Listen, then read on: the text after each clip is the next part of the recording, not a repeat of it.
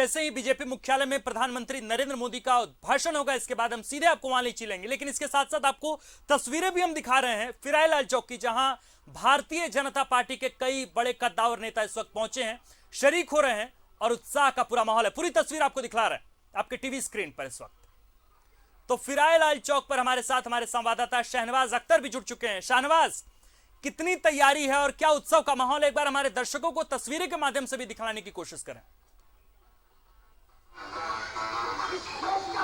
देखिए, मैं अल्बर्ट एक्का चौक की तस्वीरें आपको दिखा रहा हूँ। सीधी तस्वीरें हैं जी। यहाँ पर जश्न चल रहा था आधे घंटे से और वो जश्न अब समापन की ओर है।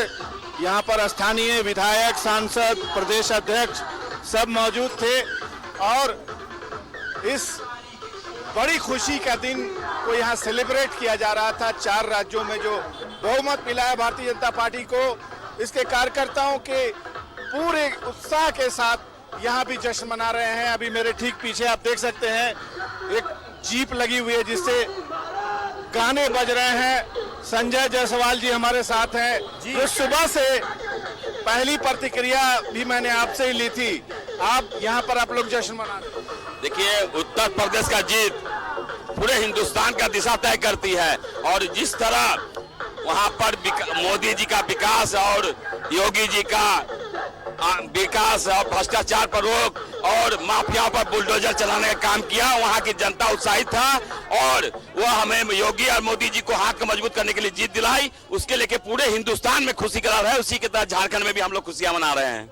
चलिए, आप इसी तरह से अभी खुशी मनाते रहे हैं, क्योंकि खुशी मनाने के लिए जो अवयव चाहिए वो अवयव यहाँ पर भरपूर मौजूद है।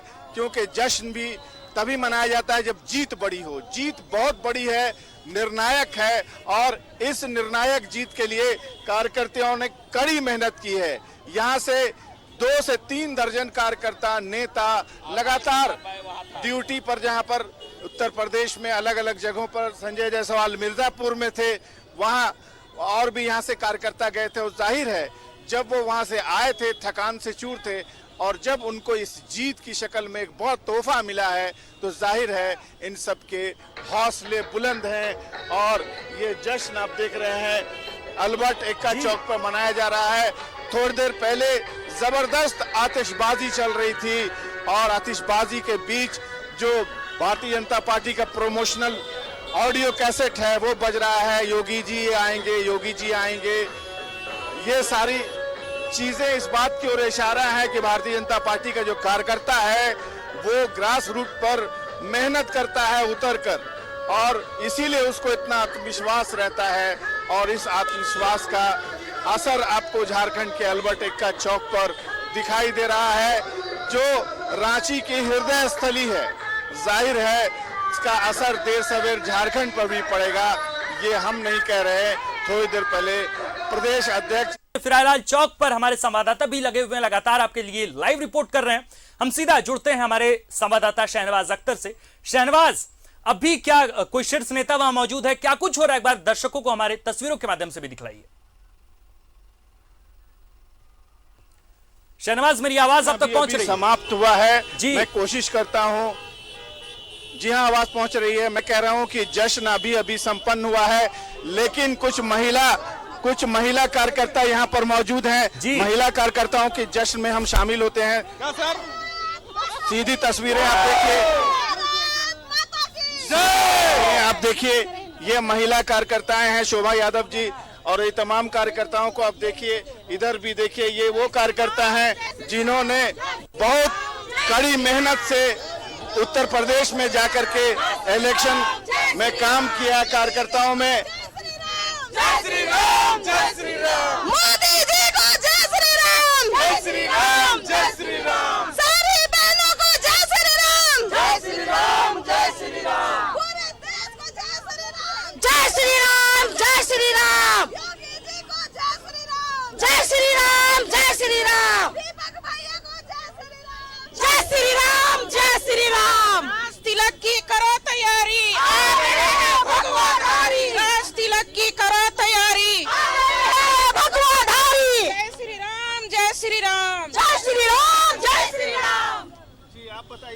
क्या आप गई थी उत्तर प्रदेश? हाँ, हम लोग रह के वहाँ पे बनारस में बहुत सारा हम लोग प्रचार भी किए। और सबसे पहली बात है तो यूपी के पूरी जनता को हृदय से धन्यवाद, जो मोदी जी और योगी जी पे उन्होंने विश्वास जताया, उसके लिए तहे दिल आभारी हूँ मैं। और पूरे हिंदुस्तान में इस बार भगवा की पारी है और आने वाला समय पूरे हिंदुस्तान में मोदी में होने जा रहा है। देखिए, हम लोग जिस प्रकार जातिवाद पर इस बार लोकतंत्र और यहाँ पर विकासवाद विजय हुआ है चारों राज्यों में, यह साबित कर दिया है कि आने वाले चुनाव में जाति के नाम पर और परिवार के नाम पर वोट नहीं देने जा रही है। 5 राज्यों में प्रचंड बहुमत के साथ भारतीय जनता पार्टी की विजय यह सिद्ध कर दिया कि विकास की सिर्फ जीत होगी। और मोदी जी और योगी जी ने जो विकास की लंबी रेखा खींची है, यह उसकी जीत है, आम नागरिकों की जीत है, गरीब गुरबा की जीत है, भारत के किसानों की जीत है, भारत के युवाओं की जीत है, महिलाओं की जीत है। सबका योगदान है तभी इतना प्रचंड। जी, तो जाहिर तौर पर जिस तरीके की जीत भारतीय जनता पार्टी ने हासिल की है, उसको लेकर न सिर्फ भारतीय जनता पार्टी के कार्यकर्ता सिर्फ उत्तर प्रदेश के इलाकों तक ही महदूद नहीं है, बल्कि इसके अलावा भी उन तमाम राज्यों में भी जहां भाजपा की सत्ता नहीं है, वहां भी जिस तरीके से अलग अलग चौक चौराहों पर भाजपा के कार्यकर्ता जिस तरीके से जश्न में तल्लीन दिख रहे हैं, जाहिर तौर पर इसका असर, इस चुनाव का असर, जैसा कार्यकर्ता कह रहे हैं, आगामी चुनाव पर भी पड़ने वाला है। जाहिर तौर पर जिस तरीके से साल 2024 तक कुल 24 और 16 राज्यों में चुनाव की बात राजनीतिक विश्लेषक कर रहे हैं, उसमें भी इसका असर साफ देखने को मिलेगा। लेकिन इसके पहले, इन राज्यों में होने वाले चुनाव से पहले इसका असर राष्ट्रपति और उपराष्ट्रपति के चुनाव पर भी देखने को मिल सकता है। जाहिर तौर पर जिस तरीके से राज्यसभा में अपने सांख्यिकी को लेकर लगातार भाजपा परेशान दिख रही थी, अब विधायक की संख्या के बढ़ने से अब जाहिर तौर पर अपने अनुसार राष्ट्रपति को चुनने का जो मनमाना हक है वो आखिरकार भाजपा को मिल जाएगा। तो जाहिर तौर पर जिस तरीके से राष्ट्रपति का चयन, उपराष्ट्रपति के चयन में जो हकदार भारतीय जनता पार्टी थी, उस हक में भी अब इजाफा यूपी के जीत जाने से हुआ है। तो कहीं ना कहीं आखिरकार रामधारी सिंह दिनकर ने भी कहा था कि समर शेष है, नहीं है केवल पापी उसका व्याध, जो तटस्थ है समय लिखेगा उसका भी अपराध। पर इस राजनीतिक रणक्षेत्र में किसका अपराध क्या था और क्या कुछ था, इसके बारे में ये तो आने वाले वक्त में राजनीतिक विश्लेषक ही बता पाएंगे। लेकिन हम पत्रकार जो लगातार यूपी चुनाव में उत्तर प्रदेश में मिले जनादेश को देख रहे थे, पढ़ रहे थे, उसका फलाफल आज यही हुआ है कि भारतीय जनता पार्टी ने प्रचंड बहुमत के साथ आखिरकार अपनी जीत हासिल की है।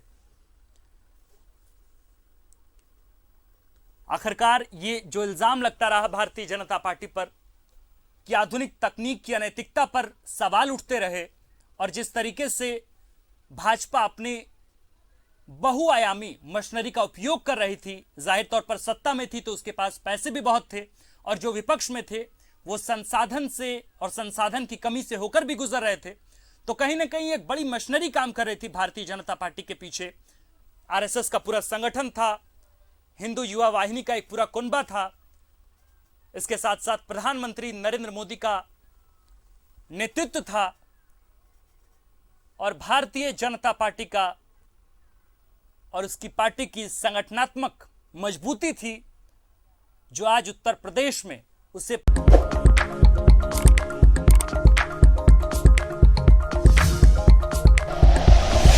Like and share videos, subscribe करें हमारा चैनल और प्रेस करें बेल आइकॉन। न्यूज़ 11 भारत, सच है तो दिखेगा।